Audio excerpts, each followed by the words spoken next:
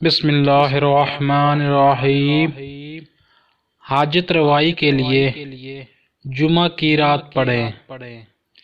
اگر کوئی ایسی جائز حاجت جس کی جلدی پوری ہونے کی خواہش رکھتا ہو، جس کے بارے میں وہ بہت زیادہ کوشش اور جدوجہد کر رہا ہو، تو اسے چاہیے کہ وہ جمعہ کی رات کو نماز عشاء کے بعد 4 رکعت نفل نماز اس طرح سے پڑھے کہ ہر رکعت میں سورہ فاتحہ کے بعد 21 مرتبہ آیت کریمہ لا الہ الا انت سبحانک انی کنت من الظالمین پڑھے۔